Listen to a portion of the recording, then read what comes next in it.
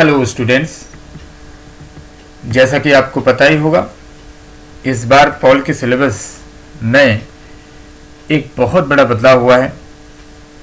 जो नए topics syllabus में शामिल किए गए हैं उनमें Arab spring, middle east crisis specially Afghanistan, BRICS, Israel, national development council और नीति आयोग दोनों योजना आयोग को रिप्लेस करने के बाद शामिल किए गए हैं। पंडित दीनदयाल उपाध्याय और उनका इंटीग्रल ह्यूमनिज्म, इसे भी हम पढ़ेंगे। और इंडिया का रसिया के साथ रिलेशन, इंडिया का यूएसए के साथ और चाइना के साथ रिलेशन, इन सभी टॉपिक को हम नए सिरे से पढ़ेंगे। आज हम अरब स्प्रिंग को समझेंगे कि अरब स्प्रिंग क्या है, क्यों अरब स्प्रिंग हुई, अरब स्प्रिंग के क्या परिणाम निकल कर आए। इन सभी टॉपिक्स को हम आज समझेंगे। अरब स्प्रिंग की शुरुआत अगर हम माने तो when did Arab spring start. Arab spring की शुरुआत दिसंबर 2010 में हुई थी। महीना याद करने की ज़रूरत नहीं है, अभी सन याद करने की ज़रूरत है। 2010 में 2010 में अरब स्प्रिंग की शुरुआत हुई थी। कहाँ से हुई थी, किस देश से हुई थी? ट्यूनीशिया से हुई थी। अरब स्प्रिंग की शुरुआत ट्यूनीशिया से हुई। अभी हम मैप में भी देखेंगे कहाँ पर है ट्यूनीशिया। क्या हुआ था ट्यूनीशिया में? ट्यूनीशिया में क्या हुआ था? एक स्ट्रीट वेंडर मोहम्मद बौजीजी, ये नाम याद करना, मोहम्मद बौजीजी, ये कौन थे? स्ट्रीट वेंडर थे। इन्होंने खुद को आग लगा दी थी। क्यों लगाई इन्होंने खुद को आग? क्या हुआ था इनके साथ ऐसा जो इन्होंने अपने को खुद को आग लगा दी? स्ट्रीट वेंडर तो आप जानते ही होंगे कौन होते हैं। वेजिटेबल स्टैंड ये लगाते थे मोहम्मद बाऊजी जी। और हमें ये भी पता है कि जो लोग रेहड़ी का व्यवसाय करते हैं हमारे इंडिया में भी, पुलिस इंस्पेक्टर जो मार्केट इंस्पेक्टर होते हैं वो कहीं ना कहीं उनको परेशान करते हैं, हैरेसमेंट होता है उनका, और ब्राइब की भी डिमांड करते हैं। यही हाल मोहम्मद बौजीजी के साथ भी हुआ। और एक तरीके से उनके जो वेयर्स हैं, उनका जो माल था उसे जब्त कर दिया जाता है, उसको सीज कर दिया जाता है मार्केट इंस्पेक्टर के द्वारा, और उनके साथ हैरेसमेंट होती है। इसकी शिकायत करने के लिए वो जाते हैं लोकल जो गवर्नर वहाँ के हैं, लोकल गवर्नर के म्यूनिसिपल ऑफिस में वो जाते हैं, लेकिन वहाँ उनकी शिकायत पर कोई गौर नहीं करता। और गुस्से में आकर, एक तरीके से नाराज़गी में, वो क्या कर देते हैं, अपने को आग के हवाले कर देते हैं उसी जो लोकल म्यूनिसिपल ऑफिस था उसके सामने। मोहम्मद बौजीजी की ये हत्या, एक तरीके से मृत्यु जो उनकी हुई आगजनी से, खुद को आग के हवाले कर देने से, ये घटना अरब स्प्रिंग के लिए एक प्रेरक के तौर पर काम करती है, एक कैटलिस्ट के तौर पर काम करती है। तो पहला प्रश्न जो हमारे लिए बहुत ज़रूरी है जानना वो है, when did Arab spring start. Arab spring की शुरुआत कब हुई थी? दिसंबर 2010 में हुई थी। और हमने ये भी जान लिया कि अरब स्प्रिंग की शुरुआत कहाँ से हुई थी और क्या हुआ था। लेकिन इसको अरब स्प्रिंग क्यों कहा गया? स्प्रिंग तो आप जानते ही हैं, स्प्रिंग शब्द सीजन को डिनोट करता है। इसका मतलब ये हो गया, हमें टाइम तो पता चल गया है कि ये जो अरब स्प्रिंग हुई थी कब हुई थी, ये किस सीजन में हुई थी, ये हमें पता चल गया कि स्प्रिंग के सीजन में हुई थी। कहाँ हुई थी? अरब में हुई थी। क्या वास्तव में ये केवल अरब में ही हुई थी या कहीं अन्य प्रायद्वीप या अन्य महाद्वीप में भी हुई थी?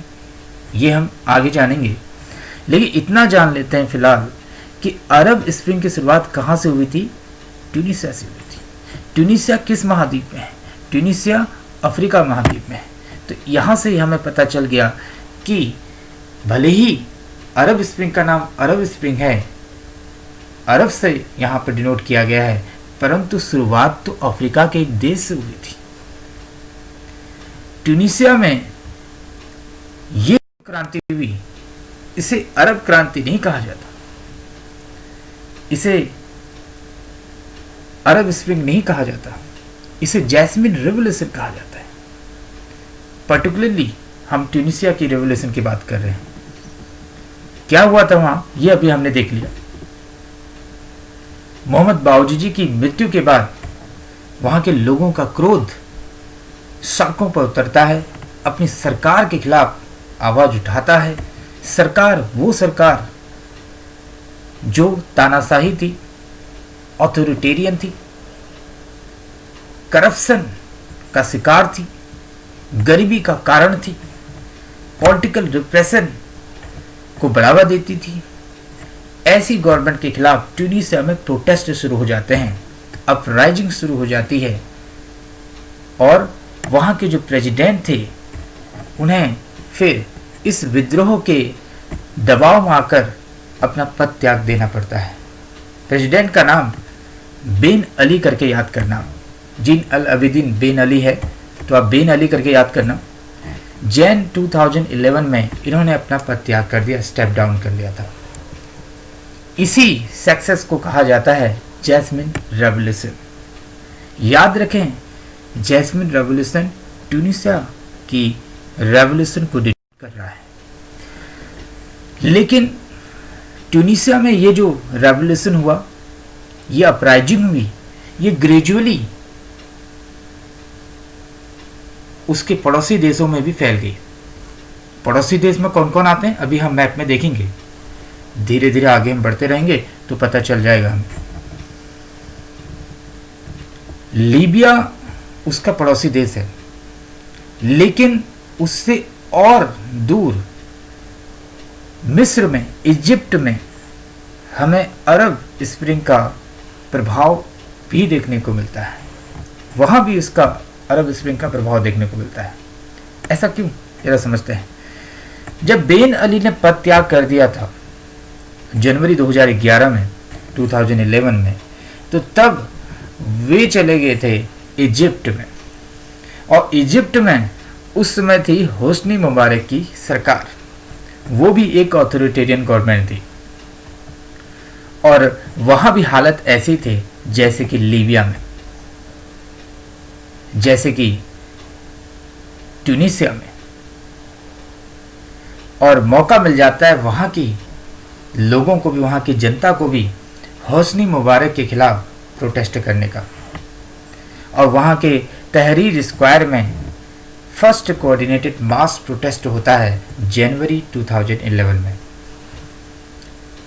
इजिप्ट के प्रेसिडेंट होस्नी मुबारक को पद त्याग करना पड़ता है, स्टेप डाउन करना पड़ता है फरवरी 2011 में। इसके बाद अरब स्प्रिंग के चपेट में आने वाला जो देश रहा वो था सीरिया। वहां भी प्रोटेस्ट देखने को मिले, वहां भी हमें क्या देखने को मिले, प्रोटेस्ट। एक एक करके टाइमलाइन बनती जा रही है कि दिसंबर में मोहम्मद बाऊजी की डेथ हुई, जनवरी में ट्यूनीसिया के प्रेसिडेंट बेन अली को स्टेप डाउन होना पड़ता है, पद त्याग करना पड़ता है। फरवरी 2011 में इजिप्ट के होस्नी मुबारक को स्टेप डाउन होना पड़ता है, पद त्याग करना पड़ता है। और फिर सीरिया में भी क्या हो जाते हैं, प्रोटेस्ट शुरू हो जाते हैं। उसके बाद अन्य देशों में भी ये सब चीज़ें देखने को मिलती हैं, मोरक्को में, लीबिया में भी, यमन में भी। इन सभी को मैप में देखेंगे, बार बार कह रहा हूँ, अभी बिना मैप में देखे हम इसको समझ नहीं पाएंगे, हमें मैप में देखना ही होगा। इनको देखेंगे अभी, रुक जाओ। लीबिया में मैंने यहाँ पर शब्द लिखा है मोहम्मद अल गद्दाफी। गद्दाफी को जरूर याद करना। गद्दाफी हो गए, होस्नी मुबारक हो गए और बेन अली, इन तीनों प्रेसिडेंट के नाम, ये ऑथोरिटेरियन गवर्नमेंट के हेड थे।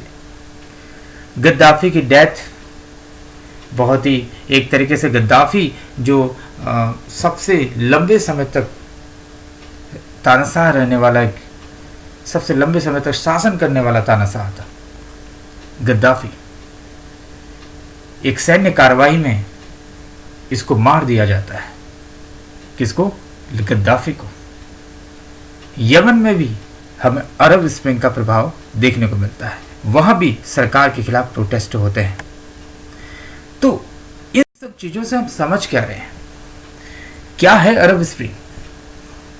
अभी तक तो हमने इतना समझा कि when did Arab spring start, Arab spring की शुरुआत कब हुई थी, कहाँ हुई थी, क्या हुआ था, अभी तक हमने इतना समझा। लेकिन हम ये नहीं समझ पाए कि क्यों हो रहा है, हो क्या रहा है, किस लिए कर रहे हैं ये लोग ऐसे प्रोटेस्ट। तो इसका एक ही उद्देश्य है, डेमोक्रेसी को इस्टेब्लिश करना, डेमोक्रेसी को इस्टेब्लिश करना। वो डेमोक्रेसी की मांग कर रहे थे, वहाँ ऑथोरिटेरियन गवर्नमेंट थी, ऑथोरिटेरियन गवर्नमेंट से डेमोक्रेसी में ट्रांजिशन पीरियड भी हो सकता है, हमें उस चीज़ को भी यहाँ पर देखना होगा। ऑथोरिटेरियन गवर्नमेंट थी, डेमोक्रेटिक गवर्नमेंट लाना चाहते थे, तो अचानक तो होगा नहीं, सडनली नहीं होगा इतना बड़ा बदलाव। इसके लिए एक ही रास्ता बचता है कि आप क्या करो, अपराइजिंग करो, विद्रोह करो। अरब स्प्रिंग को यदि मैं एक शब्द में कहूँ, एक शब्द में क्या है, अपराइजिंग है। क्या है ये? अपराइजिंग है, ये विद्रोह है। किसके खिलाफ? ऑथोरिटेरियन गवर्नमेंट के खिलाफ, तानाशाही शासकों के खिलाफ है। किस लिए? लोकतंत्र के लिए, फॉर डेमोक्रेसी के लिए। तो हम कह सकते हैं इसको कि the Arab spring was a series of pro democracy uprising. क्यों यहाँ पर सीरीज का शब्द इस्तेमाल हुआ है, क्यों श्रृंखला शब्द का इस्तेमाल हुआ है, अभी हमने देख ही लिया है। हमने देख ही लिया है कि ट्यूनीशिया के बाद मिस्र, सीरिया, लीबिया, यमन, मोरक्को जैसे देशों में प्रो डेमोक्रेसी को लेकर अपराइजिंग शुरू होती है। बहरीन में भी हमें इसका प्रभाव देखने को मिलता है। यहाँ से हमें यह भी समझ में आ रहा है कि ये जो अपराइजिंग्स हुई हैं, ये लार्जली मुस्लिम कंट्रीज में हुई हैं। कहाँ हुई हैं? लार्जली मुस्लिम कंट्रीज में हुई हैं। अरब स्प्रिंग के जब हम कारणों में जाते हैं, अरब स्प्रिंग की मुख्य जो वजह रही है, वो मुख्य वजह रही है आम जनता की, वहाँ की सरकारों से असंतोष का होना और आर्थिक असमानता का होना। आर्थिक असमानता और असंतोष ये दो मुख्य वजह मानी जाती हैं वहाँ की सरकार के खिलाफ विद्रोह करने का। हालांकि और फैक्टर भी थे जिनकी वजह से प्रोटेस्ट हुए। क्या थे वो फैक्टर? मोनार्की थी, वहाँ का जो शासन तंत्र था, राजतंत्र था, ह्यूमन राइट्स का वायलेशन जो हो रहा था, उल्लंघन जो हो रहा था, पॉलिटिकल करप्शन, भ्रष्टाचार जो बढ़ गया था, अनएम्प्लॉयमेंट, बेरोजगारी थी, एक्सट्रीम पॉवर्टी थी, बहुत ज़्यादा गरीबी हो गई थी, इकोनॉमिक डिक्लाइन, बदतर हालत हो गई थी अर्थव्यवस्था की। ये सभी कारण थे जिसकी वजह से वहाँ के लोगों को मजबूर होना पड़ा था अपनी ऑथोरिटेरियन गवर्नमेंट के खिलाफ प्रोटेस्ट करने का, अपराइजिंग करने का। हमें ये समझना होगा इस मैप के द्वारा कि क्या कॉन्सिक्वेंसेस रहे हैं अरब स्प्रिंग के। आप ये देख सकते हैं कि ट्यूनीशिया, आपको मैप में दिख रहा है कि ट्यूनीशिया एक छोटा सा देश और उसके जो बॉर्डर शेयर होती हैं वो लीबिया और अल्जीरिया से होती हैं। लीबिया हमने भी पढ़ा था, लीबिया में गद्दाफी जिसको एक सैन्य कार्यवाही के द्वारा मार दिया जाता है। फिर उसके लीबिया के पड़ोस में है इजिप्ट जिसकी बाउंड्री शेयर होती है, लीबिया और इजिप्ट की बाउंड्री शेयर होती है। इजिप्ट में क्या होता है, हुस्नी मुबारक को स्टेप डाउन होना पड़ा था, पद त्याग करना पड़ा था। ये 3 नंबर वाइज देखो बिल्कुल एकदम जॉइंट हैं। इन तीनों में बहुत ज़्यादा प्रोटेस्ट देखने को मिले थे। हालांकि प्रोटेस्ट और जगह भी थे। बात करें हम ट्यूनीशिया में क्या हुआ, तो ट्यूनीशिया में रेवोल्यूशन सक्सेसफुल रहा, एक सक्सेसफुल रहा। वहाँ की गवर्नमेंट, आपको पता ही है बेन अली, अभी मैं बता चुका हूँ, बेन अली ने वहाँ से पद त्याग करने के बाद वो इजिप्ट चले गए थे और फिर उसके बाद ट्यूनीशिया में इलेक्शन होते हैं और वहाँ डेमोक्रेटिक गवर्नमेंट बनती है। उसी तरह इजिप्ट में भी यही होता है। लीबिया की हम बात करें, लीबिया में मैं कह रहा हूँ आपको ऑथोरिटेरियन गवर्नमेंट से अगर हम बात करें, ऑथोरिटेरियन जो रूल है वहाँ से हम डेमोक्रेटिक गवर्नमेंट में चेंज करना चाहते हैं तो अचानक नहीं हो सकता, हो सकता है कि सिविल वॉर की स्थिति पैदा हो जाए। एक ट्रांजिशन पीरियड है, लीबिया में यही हो रहा है। लीबिया सिविल वॉर से भी पीड़ित है, वहाँ सिविल वॉर की स्थिति पैदा हो गई है। उसके अलावा हमने देखा मोरक्को में भी यही स्थिति है। मोरक्को में यदि देखें वहाँ भी प्रोटेस्ट हो रहे हैं, गवर्नमेंट चेंजेस की बात हो रही है। जॉर्डन में हुई बात हो रही है, ओमान में ऐसी बात हो रही है, कुवैत में ऐसी बात हो रही है। इराक की बात करें या अल्जीरिया की बात करें, वहाँ भी मेजर प्रोटेस्ट चल रहे हैं। यमन में भी प्रोटेस्ट हो रहे हैं। और इराक में तो आपको पता ही है, हाल फिलहाल में बहुत ज़्यादा चर्चा में रहा है इराक। ये सभी चीज़ें बता रही हैं कि अरब स्प्रिंग का प्रभाव जो है वो केवल उत्तरी अफ्रीका तक शामिल नहीं था। ट्यूनीसिया नॉर्थ अफ्रीका में पड़ने वाला एक देश है। देखो, नॉर्थ अफ्रीका के बिल्कुल टिप एंड टॉप पर बैठा हुआ है ट्यूनीसिया, यानी कि शुरुआत नॉर्थ अफ्रीका के देश ट्यूनीसिया से हुई, लेकिन इसने बाकी देशों को भी अपने चपेट में ले लिया। अरब प्रायद्वीप के देशों को अपने चपेट में ले लिया, नॉर्थ अफ्रीका के देशों को अपने चपेट में ले लिया। किसने ले लिया? अरब स्प्रिंग ने ले लिया। अब हमारे लिए एक प्रश्न बनता है, right an essay on Arab spring. Arab spring पर एक निबंध लिखे। ये बच्चों आपको करना है। ये सभी पॉइंट्स जो मैंने बताए ये 6 नंबर के लायक हैं। इनको आप अपने शब्दों में लिखने की कोशिश करें, क्योंकि आर्ट्स के जो स्टूडेंट्स होते हैं उनके अंदर लिखने की कला विकसित होनी चाहिए। और इनमें आप क्या लिख सकते हो 6 नंबर के क्वेश्चन में? आप इसकी क्या हुआ, क्या था अरब स्प्रिंग, ठीक है, व्हाट वाज अरब स्प्रिंग, क्यों हुआ था, कारण हमने देख लिए, कॉन्सिक्वेंसेस क्या हुए थे, और घटना मेन जो सिचुएशन कहाँ से जनरेट होती है वो भी हमें इसमें बताना ही होगा। So I hope you will able to understand all the things related with videos, and that's all for this video. Thank you.